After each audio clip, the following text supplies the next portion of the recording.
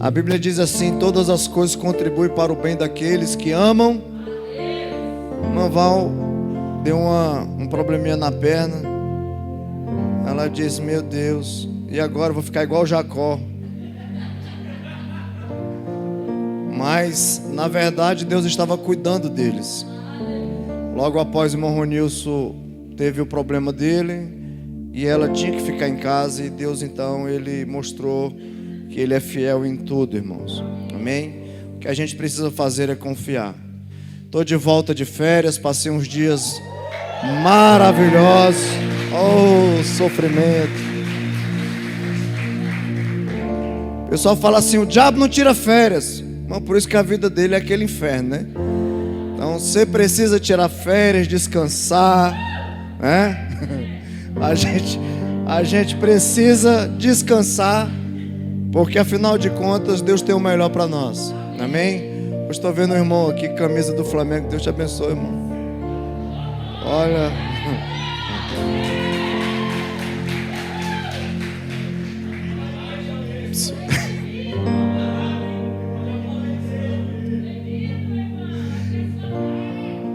O inimigo sempre se levanta, né, irmão?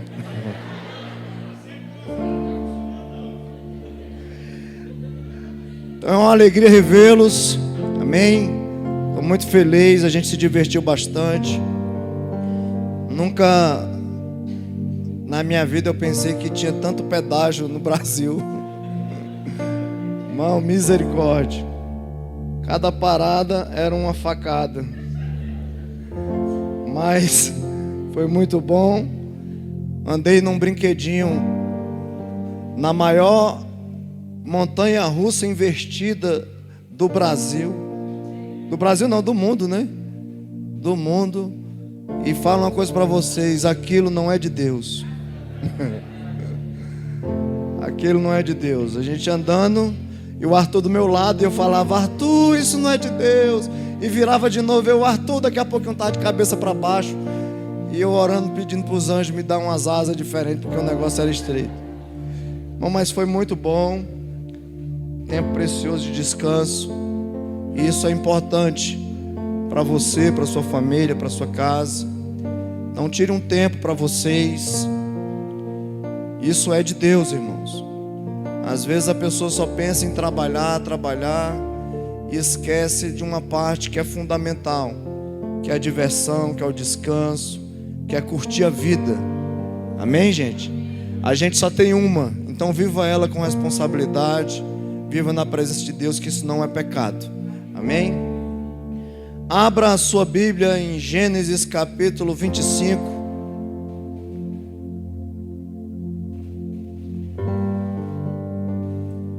Nós vamos entrar esta semana na semana dos céus abertos. E eu creio que os céus vão se abrir sobre a sua vida. Essa semana será uma semana diferente de todas. Deus, Ele vai manifestar a sua glória em sua vida. E eu creio nisso, irmãos.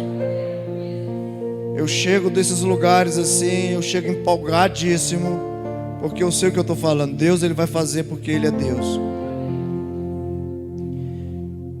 Gênesis 25, 23 ao 27 diz: E o Senhor lhe disse: duas nações há no teu ventre, e dois povos se dividirão das tuas entranhas.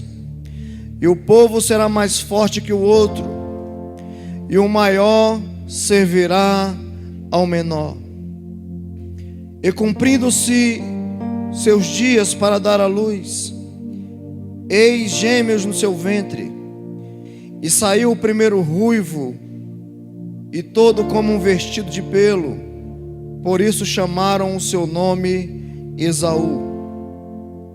E depois saiu o seu irmão, agarrado sua mão no seu calcanhar. Por isso se chamou o seu nome Jacó. E era Isaque da idade de 60 anos, quando o gerou. E cresceram os meninos. E Esaú foi homem perito na caça, homem do campo. Mas Jacó era um homem simples e habitava entendas. Deus, Ele é soberano, Ele tem um controle sobre todas as coisas, e a gente sabe disso, porque primeira coisa que a gente olha aqui é que Deus já tinha um projeto para Jacó, mesmo antes dele nascer. Por quê? Porque Deus, Ele vê o fim desde o começo. Deus, Ele é um ser que conhece todas as coisas. A prova disso é que todas as pessoas que estão aqui, daqui a 100 anos, não existirão, mas Deus continuará sendo Deus. Ele estará sendo, governando, fazendo. E a gente precisa entender quem Deus é, para que num momento como esse, numa canção como a gente tiramos agora para adorar, essa última canção, para conhecer-te mais, eu me rendo, para a gente conhecer Ele de verdade. E é o que a gente precisa fazer, conhecer o Deus que governa, que reina, que não depende de nós, somos nós que dependemos dEle, para a gente viver um dia após dia e um dia melhor. E pensando na história de Jacó, a Bíblia diz lá em Romanos 9,13: amei a Jacó e odiei a Esaú. E eu fico então olhando o que fez Deus olhar diferente para Jacó, e o que fez Deus olhar para Esaú e reprová-lo. Porque a Bíblia diz que Deus não faz acepção de pessoas. Deus, Ele olha para todas as pessoas e trata da mesma forma, Ele não faz acepção.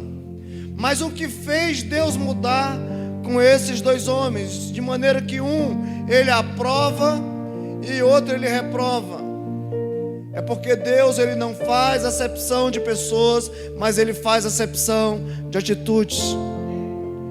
Então muitas pessoas são reprovadas por Deus, não é porque Deus não os ama, é porque as suas atitudes são desqualificadas por Deus. E muitas das vezes nós queremos até buscar uma alternativa, queremos orar, queremos pedir para Deus mudar o curso da nossa história, mas a gente continua vivendo aquela vidinha mediana, medíocre. A gente não consegue sair do lugar, e a gente fala: Deus não me ama. Não é porque Deus não te ama, é porque você precisa mudar as suas atitudes. Quando você mudar as suas atitudes, Deus te levantará a grandes altitudes, porque o nosso Deus é um Deus que faz, é um Deus que governa. Então, alguns textos para a gente ter esse entendimento, que Deus olha para algumas pessoas diferentes. A Bíblia diz que Deus ia destruir a terra com água, e a Bíblia diz que Deus achou graça em Noé. Ele escolheu Noé. E é interessante isso. Deus escolhe Noé, e Noé, por que Deus escolheu aquele homem? Por que Deus olhou para toda a raça humana e só encontrou ele?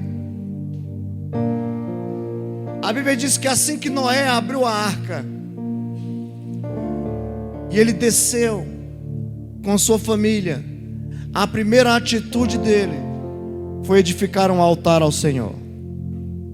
Talvez se fosse outra pessoa não teria esse coração, mas Deus, Ele vê o fim desde o começo. A geração de Noé depois dele não se preocupou com isso, e em vez de levantar altares, muito pelo contrário, eles fizeram uma torre. E essa torre, a gente sabe o que Deus fez ali. Ele então confunde as línguas.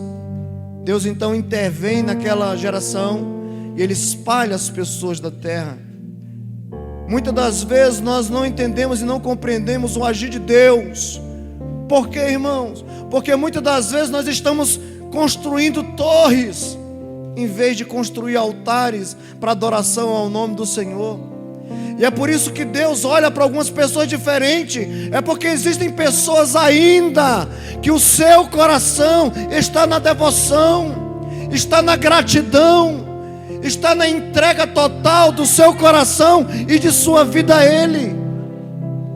Nós não estamos preocupados em colocar pináculos para a gente estar assentado, muito pelo contrário, nós queremos é mais de Deus, nós queremos é mergulhar e nos render na presença do Senhor. Você sabe por quê? Porque a nossa vida só é uma. Outro homem interessante que a Bíblia faz questão de mencionar, Cornélio. Deus, ele escolheu o povo de Israel, todo mundo sabe disso, mas a gente olha para a história e vê que existia um homem, e a Bíblia vai falar essa história lá em Atos capítulo 10, e a Bíblia faz questão de dizer que Cornélio era gentil. Ele era o quê? Era um povo afastado. Nós éramos gentios e nós fomos enxertados na videira. Deus teve misericórdia de nós, mas por causa de atitude de algumas pessoas que agiram no passado. E Cornélio, a Bíblia faz questão de dizer que ele era um homem temente a Deus. Ele era gentil, mas era temente e ainda dava esmolas. Era um homem que tinha um coração bondoso.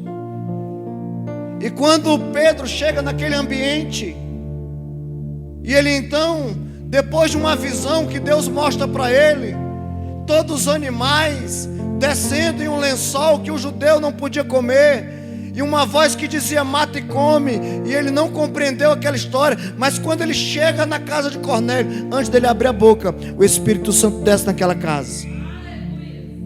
Então ele olha e diz assim: verdadeiramente eu sei que Deus não faz acepção de pessoas, e Ele não faz acepção. Entretanto, Deus olha para algumas pessoas diferentes. Quem sabe você não está vivendo uma vida completamente distante daquilo que Deus tem para você.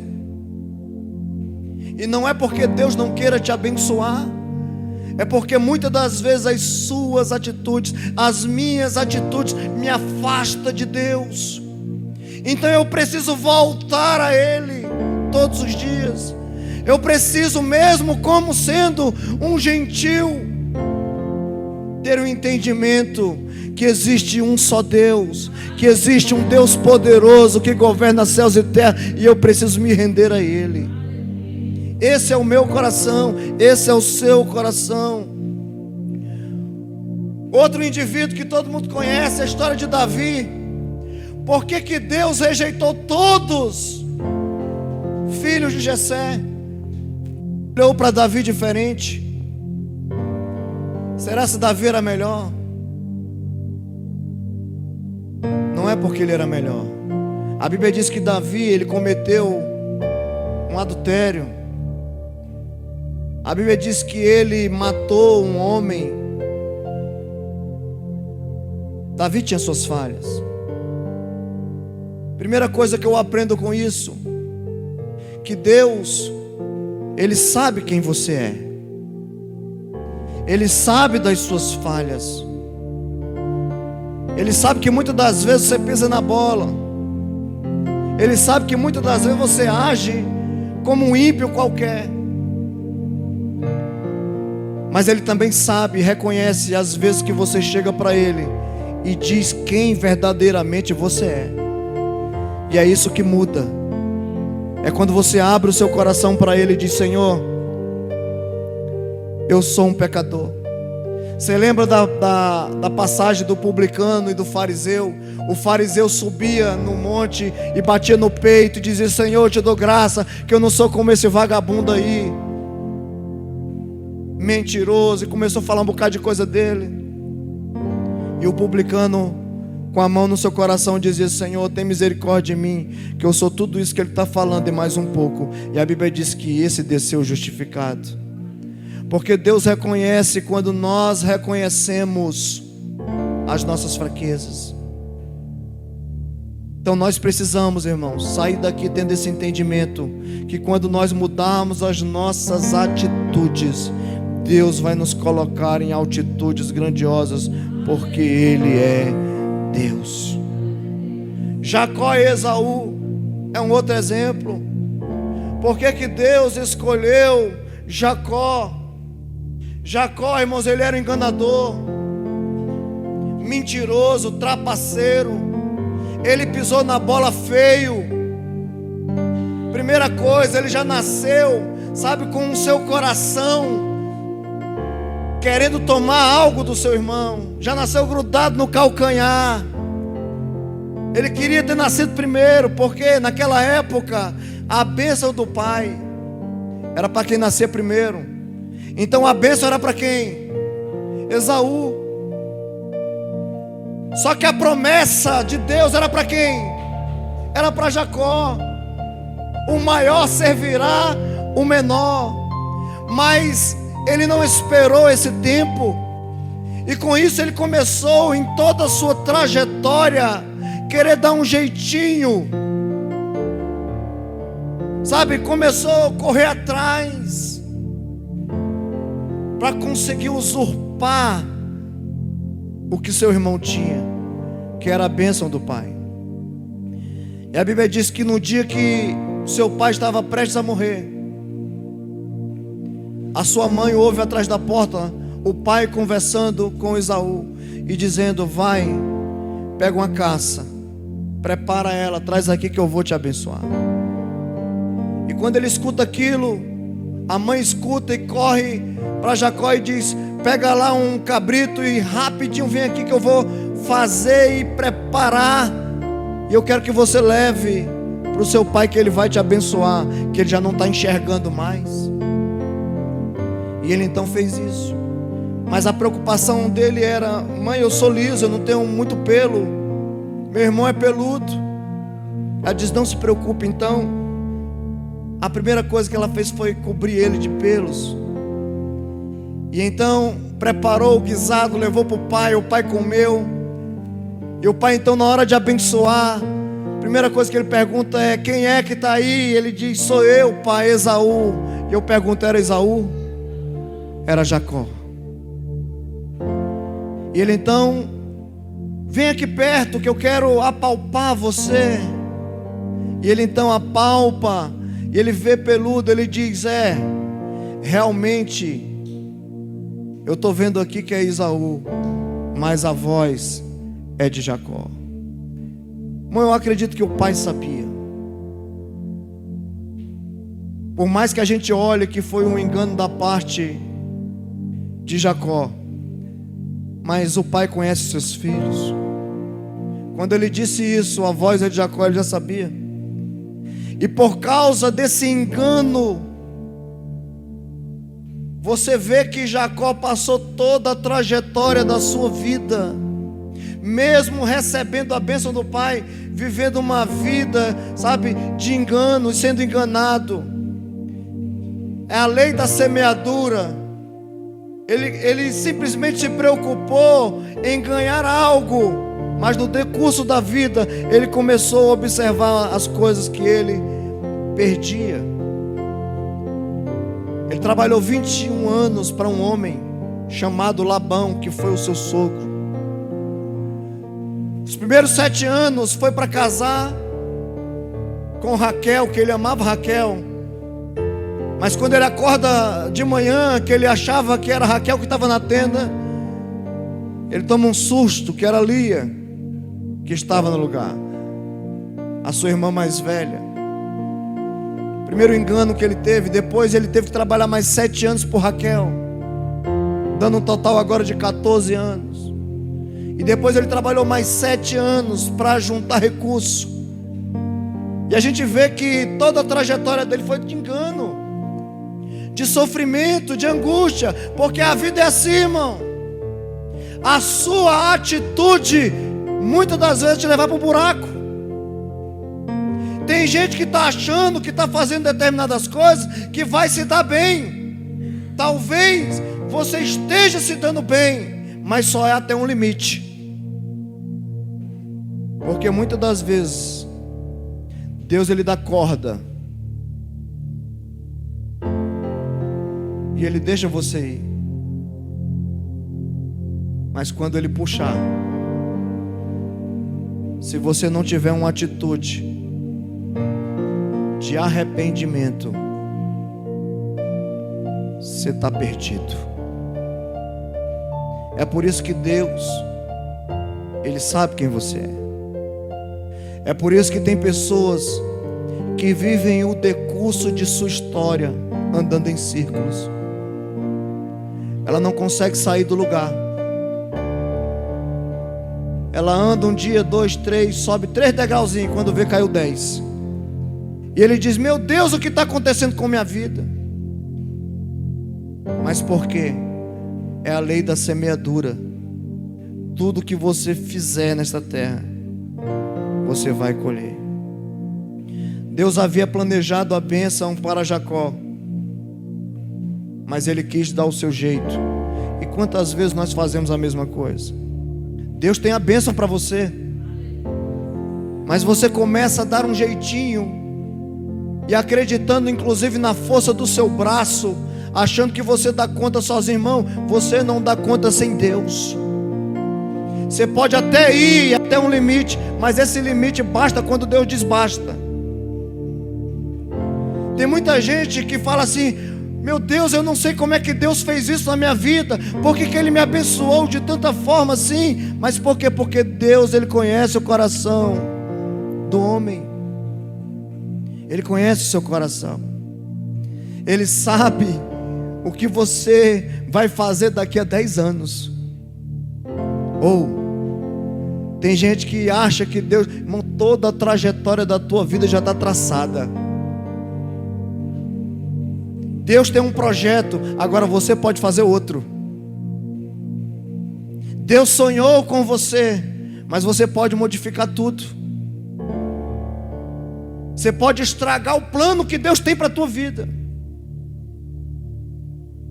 Tem gente que acredita que uma vez salvo, salvo para sempre. Eu acredito que você pode perder sua salvação, porque a salvação, ela é de graça, mas ela não é uma graça barata. Ela custou o preço do sangue do Eterno, o sangue do Todo-Poderoso, que abriu mão da sua glória, desceu, se transformou em um homem mortal e pagou o preço por mim e por você.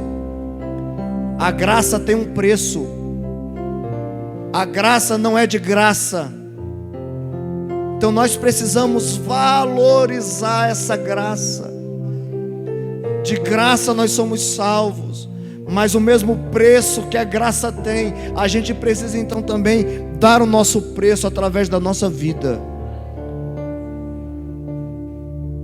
Eu preciso entregar tudo que eu tenho a Ele, porque Ele entregou tudo para a minha vida.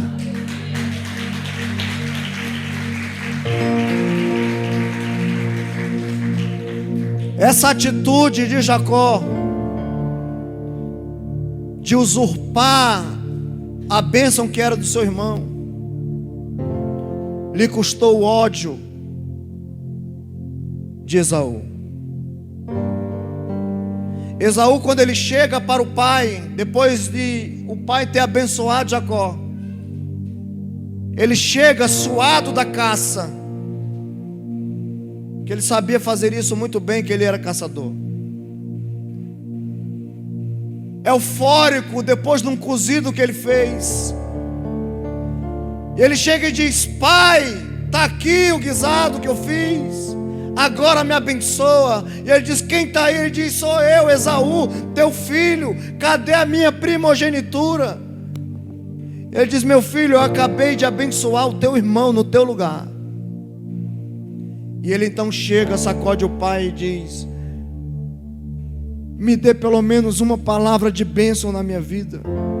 Fale alguma coisa, que eu não quero ser uma pessoa qualquer. Abençoa a minha vida, abençoa. Como um pai qualquer, irmão, poderia abençoar o seu filho. Mas ele está angustiado agora, com o coração irado. E ele então naquele momento ele diz no seu coração e diz para o pai ouvir: eu vou matar o meu irmão. E Jacó vira um fugitivo. Ele foge com medo. Porque é assim que acontece, irmão. Muitas pessoas vivem fugindo do seu passado e não querem encará-lo de frente, porque é um enganador, é um trapaceiro, é um embusteiro. Muita gente tem um passado sombrio e não quer encarar o passado, porque o passado revela quem somos, o passado revela a nossa identidade. E quando nós mostramos para Deus o nosso passado, de verdade quem somos, Ele então nos dá um presente de vitória e nos garante um futuro abençoado. Agora tudo isso só acontece quando nós reconhecemos quem somos, porque senão nós vamos andar em círculo, de igreja em igreja, conhecendo pastor e pastoras, mas a nossa vida não vai sair do lugar. E a gente precisa mudar isso. A maior oportunidade que a pessoa pode receber na vida, a maior oportunidade é de mudar a sua história ruim e começar uma história melhor. Eu acredito que o maior orgulho para um pai é ver o filho se tornar uma pessoa de bem. Todo mundo aqui, irmãos, tem um sonho para o seu filho. Isso é quem já é pai e mãe. Eu sei que você sonha coisas incríveis para eles. É assim que Deus sonha com você. Talvez você nunca parou para pensar sobre isso, mas Deus tem sonhos grandiosos para você. Agora, os sonhos de Deus dependem da sua atitude para com Ele, de você reconhecer quem você é, um ser insignificante, porque é isso que nós somos. Nós somos um verme, irmãos. Nós somos um barro. Quando o Espírito é arrancado de nós, nós nos transformamos em uma caixa velha que não serve para nada e tem que enterrar logo, senão fede. É isso que nós somos. Então reconhecer a nossa fragilidade diante de um Deus soberano é o mínimo. É o mínimo.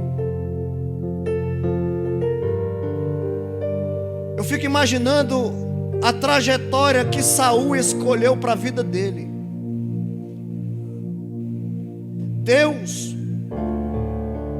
na hora que Samuel chega para Deus e fala: o povo está pedindo um rei,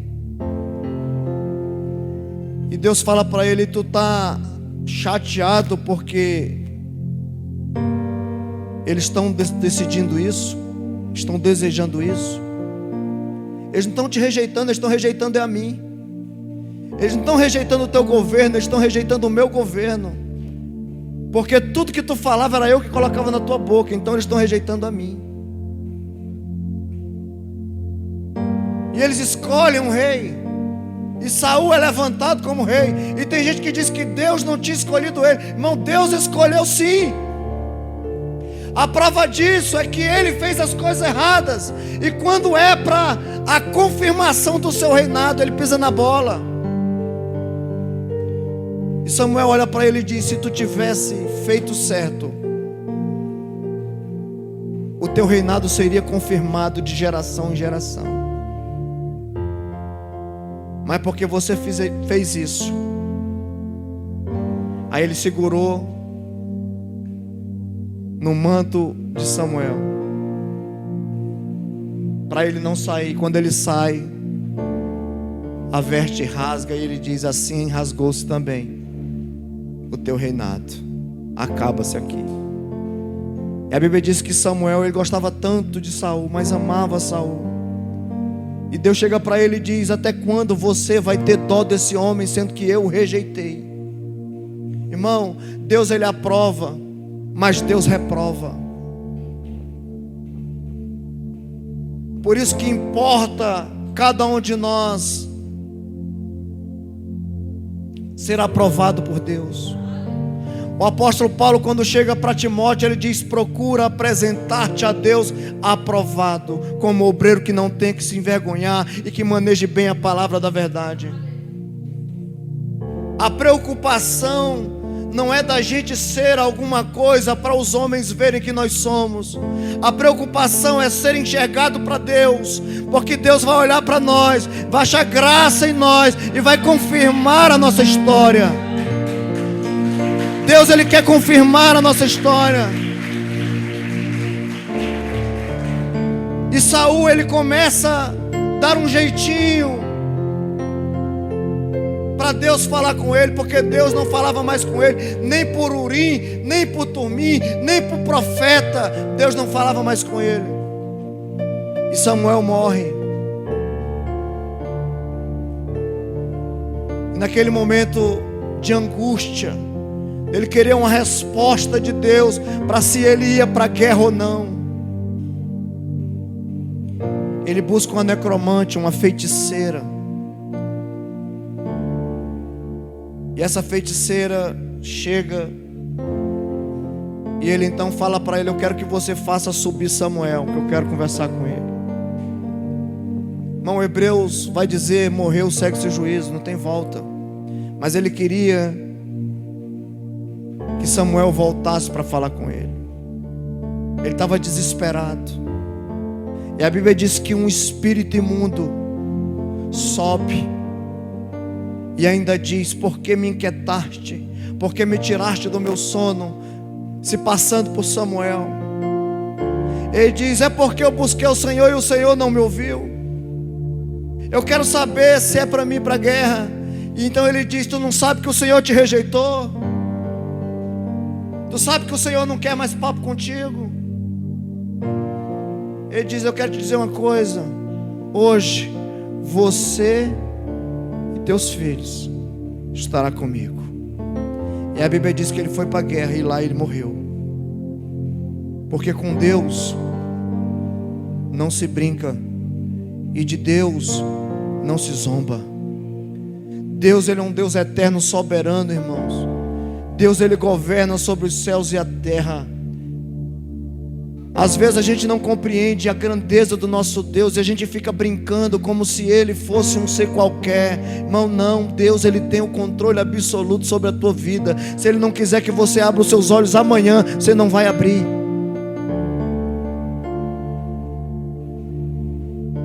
E a gente precisa pensar nisso. É por isso que a gente chega diante de Deus, a gente tem que chegar nu. E se a gente estiver vestido com alguma trapaça dentro de nós, a gente precisa chegar para Ele e dizer: Senhor, cobre a minha nudez, tira essa sujeira da minha vida. Eu não quero viver assim, eu quero viver uma vida melhor. Eu quero ter o privilégio, como Adão teve, de caminhar contigo no jardim sem sujeira. Voltar ao início de tudo, o início onde nós tínhamos um relacionamento íntimo, aonde nós conversávamos, aonde nós tínhamos amor um para com o outro. É isso que a gente precisa fazer, irmãos. Aí a Bíblia diz que Jacó, cansado daquela vida, ele decide voltar. Ele diz: olha, eu não quero viver mais essa vida de engano. Eu já fui enganado muitas vezes, então eu vou arrumar o meu passado. Ele arruma a caravana. Ele diz: a primeira coisa que eu vou fazer é encontrar com meu irmão. E a Bíblia diz que ele passa o vale de Jaboque, e lá ele encontra o anjo, e lá ele luta com o anjo. A guerra é grande naquele lugar, e o anjo querendo ir embora, e ele segurando o anjo, ele diz: eu não te largo, eu não te solto enquanto você não me abençoar. Então o anjo fere a coxa dele. Ele diz: como é o teu nome? Irmão, creio que na hora veio a lembrança do pai dizendo: qual é o teu nome? E ele dizendo: meu nome é Esaú. Então ele chega e diz: meu nome é Jacó. Toda a minha vida foi uma vida de engano. Toda a minha vida foi uma vida de safadeza, de impureza, de imoralidade. Toda a minha vida foi sorrupiando. Eu enganei meu pai. Ele diz: pois a partir de hoje tu não se chamarás mais Jacó, mas Israel será o teu nome. A partir daquele dia, a vida dele foi mudada. Jacó era um homem triste, mas quando ele sai do vale de Jaboque, ele já é um outro homem, um homem mudado por dentro, que o passado já não mais o incomodava, porque ele sabia que embora ele morresse, ele estava certo com Deus. E ele vai o caminho de seu irmão. Então ele coloca as concubinas na frente com os filhos, coloca Lia, os filhos, após, e coloca Raquel por último com José. E ele passa então à frente, e ele encontra seu irmão. Quando ele encontra seu irmão, a primeira coisa que ele faz é ajoelhar, beijar, abraçar. E a Bíblia diz que o seu irmão o perdoa. E eles passam então a viver uma vida feliz. Você sabe por que eles passaram a viver uma vida feliz? Por mais que você tenha uma sentença de morte, se você reconhecer que você falhou, que você errou, que você fez coisas que não era para fazer, Deus muda uma sentença em bênção. Jacó foi abençoado porque Deus mudou a sentença, porque o irmão tinha prometido: eu vou matar. Mas enquanto Jacó estava atravessando o vale de Jaboque, eu acredito que Deus estava trabalhando no coração de Esaú. É assim que Deus faz, irmãos. Deus hoje Ele quer trabalhar com o seu passado, porque assim, não tem vitória sem luta. Não tem vitória. Quer vitória? Tem que lutar, irmãos. Tem que lutar. Agora o problema é que na luta a gente quer parar. É porque parece que é tão difícil encarar algumas coisas, que parece que é tão difícil a gente olhar no olho de pessoas e falar as nossas mazelas, os nossos erros. Jacó, ele não perdeu a oportunidade, irmãos. Ele abriu seu coração, e é o que Deus espera de nós. Em tempo de guerra, lute. Em tempo de guerra, nunca pare de lutar. Nunca pare de lutar. A Bíblia diz: no dia que era para os reis e a guerra, Davi ficou em casa. Quando ele fica em casa, ele perde a guerra para o gigante da concupiscência.